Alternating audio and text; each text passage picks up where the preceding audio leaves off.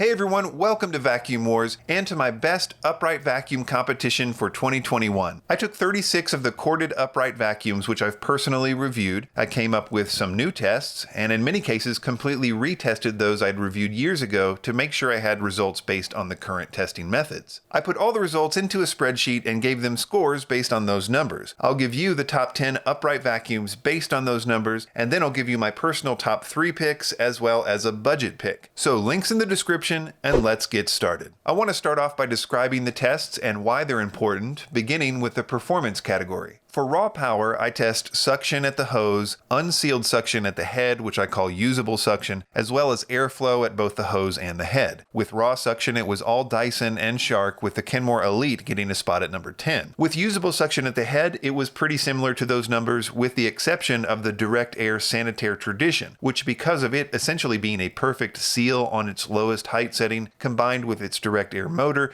it did amazing with this particular test. As far as airflow at the head, the leaders were mostly older style direct air vacuums and dual motor vacuums, but there was some crossover with the strongest suction vacuums like the Dyson Ball Animal 2 and the Shark Vertex. For the most part, the crevice pickup test reflected these results as you would expect. One of my favorite tests is the carpet deep clean test, where I embed sand into medium pile carpet and weigh the bins or bags before and after a set amount of timed passes. This is a harder test for robot vacuums and cordless vacuums. For example, it's only the premium cordless vacuums that get a 100 here, and I've never seen a 100% score in the 50 plus robot vacuum tests I've done. But for corded upright vacuums like these, the majority of the vacuums I tested got a 100% score. Another really important metric is how well they pick up debris on both hard floors and carpet. Here I gave them a score between 1 and 4. If they could pick up Fruity Pebbles, it was a 1, Cheerios a 2, Fruit Loops a 3. Even if they could just barely get them and only the smaller ones, I still gave them a 3. And I gave a 4 to those that just excelled at debris pickup, which in this case was those Sharks with Duo Clean rollers, which in my opinion are just on another level in terms of the sizes and amounts of debris that they can handle. Let's move on to the ease of use category. Here, some important things to consider are overall weight as well as handle weight, which I came up with a new test for. I gave them points for having an easy to remove hose, but extra points if it was a hose wand combo, which detaches quickly to pick up larger debris or for above floor cleaning. I gave them points if they had a swivel of some kind on the floor head, which is a feature that I really like to see on premium vacuums at least. I gave them points based on their cord length, as well as if they had a height adjustment or not. And this one might be a little controversial, but in my opinion, height adjustment is a negative thing. Sharks, Dyson, and now Kenmore's have essentially done away with height adjustment, and I certainly prefer them not to have it, or at least not to need it. Some miscellaneous issues included filtration, and I didn't try to get too particular here. I simply gave them a point if they were a sealed HEPA system, which I think is the gold standard, and 0 points if they didn't have it. I did a similar thing with hair tangles, although I have tested most of these vacuums with 7 and 14-inch human hair and measured how much gets caught in their rollers. I decided to make it simple and scored them based on if they just claim to have some kind of anti-hair wrap technology or not. I tested their noise level, which can vary a bit with upright vacuums. I also looked at their attachment set, and here I decided not to judge the quality of their attachments per se, but rather I simply gave them extra points if, in addition to the standard crevice tool and upholstery tool, they included some kind of motorized brush, whether suction powered or motor driven. Finally, I looked at their current prices, where I gave them more points the cheaper that they were, as well as their online ratings, giving them points for higher review scores, with extra points the more reviews they had. So here's my top 10 best upright vacuum list based on all that raw data. But there's still a lot to decode here, because the one that you choose from here really depends on your personal needs, which is where my personal top 3 picks come in. I will take the number 1 overall as my number 1 pick as well, which is the Shark Vertex. Its specs are obviously really good, but it's also really versatile with its lift away mode and powered lift away mode. It's got tons of power, top of the line pickup, great reviews, and it's quite a bit cheaper than the Dysons. The downside to the Vertex is, though it's about average in terms of its weight, it's a little heavier than some people will like. Also, it does require some regular maintenance. Vacuum Wars viewers know that though I really like the Duo Clean rollers, you do need to eject them every month or so and clean out from behind them, or they'll cause problems. So it's not for someone who doesn't plan on doing any maintenance. I was sort of surprised at my next pick, which is the Shark Navigator 0M. The person that would like this one is someone that wants something super lightweight, versatile, and very low maintenance at a good price. The 0M in its name stands for zero maintenance, and besides periodically cleaning the filters, this one isn't even likely to get hair caught in its roller. It's also a good deal cheaper than the Vertex. It doesn't have that soft roller, so it's not as good for hard floors as the Vertex, but it's certainly above average for hard floors. It has a detachable wand, and of course it's great for carpets with no adjustments needed. For my third pick, I'm going to choose the Dyson Ball Animal 2. It's very expensive, and it's not as versatile as the Sharks, but it's amazingly powerful, and it uses that power to clean carpets exceedingly well. If you have mostly carpets and are concerned with keeping them totally clean,